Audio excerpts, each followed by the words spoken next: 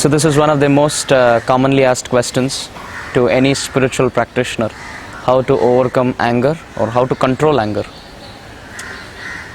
As the famous saying goes, anger is one letter short of the word danger. So if you get angry, you're getting close to danger. Also, there's a very nice example that if you touch a ball of fire in an attempt to throw it at somebody, the first thing that's going to happen is that you're going to end up burning your own hand. So similarly, even those in the medical field confirm this, that there are more cells destroyed in the self by being angry even for a second than the person at whom it's aimed at. So we find these days most of the problems are because of anger, uncontrolled anger.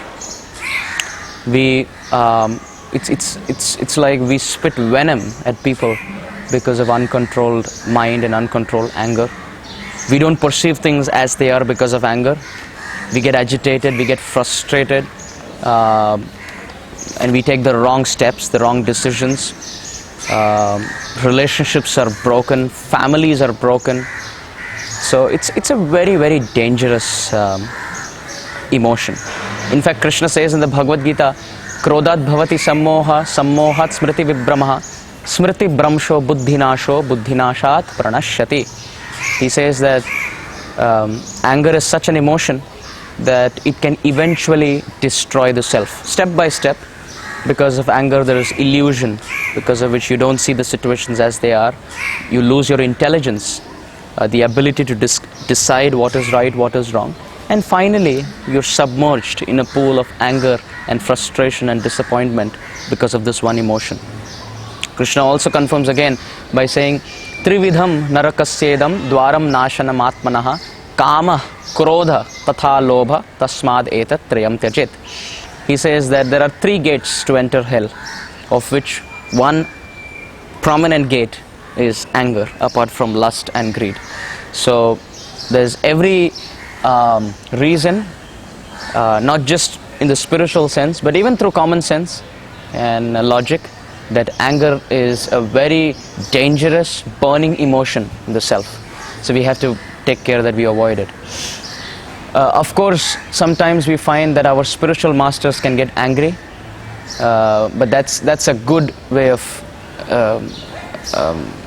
expressing anger, because that is out of concern. That is for the betterment of the student. Even in the mundane sense, we find sometimes teachers can chastise the student, but that's for the good of the student. But most of the anger that we find in the present generation aren't aimed to get the better or to get the best out of the other person. It's just because of egocentricity or pride, to push somebody down. You get angry at somebody because of their success. You start envying them. So that's very bad. In fact, Srila Prabhupada gave a very nice solution to control anger. He gave a very nice practical example, which I would like to quote. He said, if you're sitting on the banks of a small lake or a pond, and it's very calm, you can look inside and you can see the fishes swimming. So you can see things as they are, because the water is very still. Now try throwing a pebble into this water. What happens? There are ripples caused on the surface, and the water body is completely agitated. And now you look inside, you don't find those fishes. The fishes are still swimming, but because the water surface is so agitated because of the throwing of the pebble or the stone, you can't see things as they are. What's the solution for this? Just wait for some time. Sit on the banks, wait for some time, let the water settle. Once all the agitation is gone, then look inside, and then you again see the fishes. So you start seeing things as they are. Now, connecting this to our discussion, the water is like our consciousness. When it's calm and when it's peaceful, you can see things as they are, because that's the mode of goodness. As soon as there is some provocation, the pebble of provocation touches the surface of our consciousness, there is ripples or there's agitation. Now you look in, just like you don't see the fishes, although they are. Similarly, because of our consciousness being very agitated, you don't see things as they are. And therefore you get so angry and you scold and you yell, and invariably later you repent, because the reality is something else and the perception of the reality because of the presence of anger is something else. What's the solution in that example? Sit on the banks and let the water settle. So Prabhupada said, whenever there is agitation, tolerate, just take some time and chant Hare Krishna. In front of the deity of Shri Krishna or in front of Tulasi or in some seclusion, loudly chant the holy name and hear the sound vibration. Don't respond to that agitation. Don't respond to that provocation. Because if you also get agitated and you also shout, what is the difference between both of you? So you chant Hare Krishna, let the water body of your consciousness settle, and then you can see the fishes swim again. So you see things as they are, which is very important. Anger signifies the mode of passion, while patience and tolerating spirit shows the mode of goodness. Even in Damodar Leela, we find the very beautiful principle taught that Krishna, when he got angry, he bit his lips.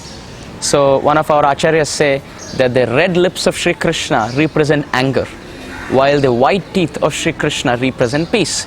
So Krishna is biting his lips with his teeth to represent whenever you get angry, crush it or control it with peace. So don't act on that anger. Prabhupada oftentimes said that. When devotees came and told Prabhupada, I feel very angry, Prabhupada didn't sympathize. He said, so what do you plan to do with it? Are you going to act on it, or are you going to control it? So feeling these urges and emotions are natural. But what differentiates a devotee from a non-devotee is dealing with it. So the conclusion is, even if you get angry, try to work on it, serve Vaishnavas more selflessly, and don't get agitated.